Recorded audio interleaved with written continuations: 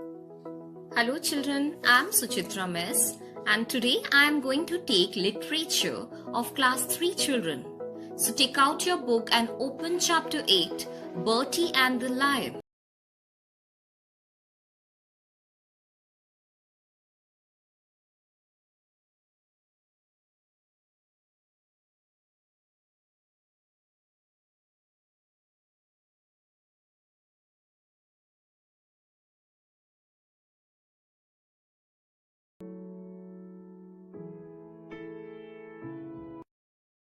Let's go through the meaning first.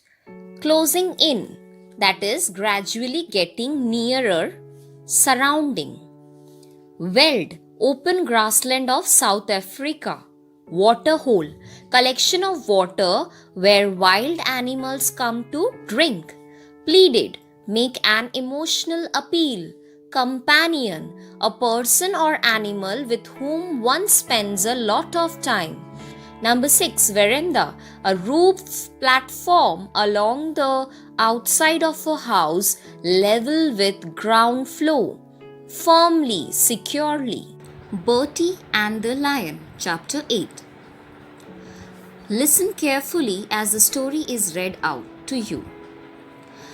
As only child, Bertie grows up with his parents on a farmhouse far away on a South African veld.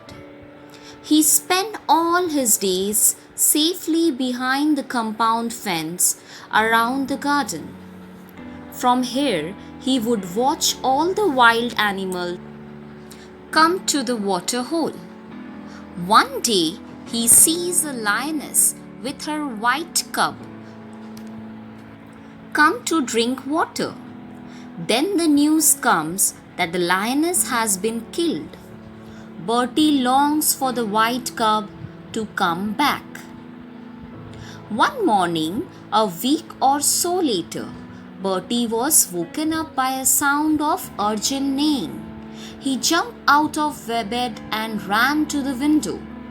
A herd of zebra was scattering away from the water hole, chased by a couple of hyenas. Then he saw 3 more hyenas staring with eyes fixed at the water hole. It was only then that the Bertie saw the lion cub.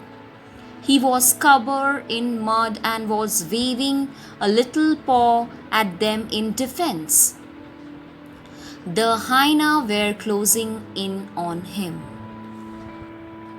Bertie was down in flash, leaping off the veranda and racing barefoot across the compound. He ran out in the open grassland, yelling at the top of the voice to frighten the hyenas away from the cub. Bertie picked up some pebbles to throw at them. They ran off, but not too far.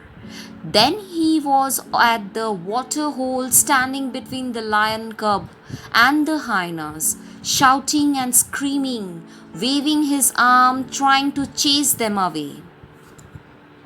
But soon they began to circle again, closer and closer. That was when the shot rang out. The hyenas turned and bolted. As Bertie turned, he saw his mother in a nightgown, a gun in her hand, running towards him. He had never seen her run before.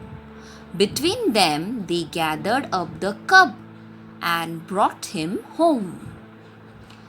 As soon as they had given him some warm milk to drink, they dunked him in the bath to wash him. As the first layer of mud came off, Bertie saw that he was a white underneath. You see, he cried triumphantly. He is white, he is. I had told you earlier, didn't I? He is my white lion, and he is mine. And Bertie did a little war dance around the room. They fed him some more milk. After he had drunk quite a lot, he slept. He was still asleep when Bertie's father got back home for lunch. While they ate, They told him all that had happened. Please, father, I want to keep him, Bertie said. And so do I, said his mother firmly. Bertie's father looked at them, then said, Well, we will talk about it later, and left for work. That night, Bertie could hear his parents arguing. Father was saying he will grow up. You can't keep a grown up lion, you know that. Mother pleaded. You can't expect us to put him in the jungle. He will be killed in no time. Besides, he will be a companion for Bertie. Please let us keep him. There was a silence after that. Then Bertie heard his father speak. All right then, he said, you both can keep your lion. So the white lion cub came to live with them in the farmhouse. He slept at the end of the Bertie's bed. Wherever Bertie's went, the chubby little cub followed. He became his little shadow. They were never apart. It was Bertie who saw to the feeding milk 4 times a day. As he grew older, he was given meat whenever he wanted it, and he grew fast. For the first time in his life, Bertie was totally happy.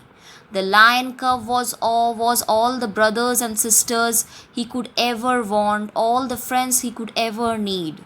The two of them would sit side by side on the sofa out on the veranda and watch the great red sun go down over Africa, and Bertie would read him all his storybooks. He would also promise him that he would never let him end up in a zoo behind bars. The lion cub would look up at him with big round trusting eyes, watching two of them. Mother was equally happy. The days were filled with love and laughter. The Butterfly Lion, Michael Morpurgo. The days were filled with love and laughter. So they were so happy. By seeing this, Bertie's mother was also happy. So the days used to pass with love and laughter. So children, I believe that I am able to explain you this chapter very well. So with this note, I am ending this video over here. Thank you. We shall meet it in the next class.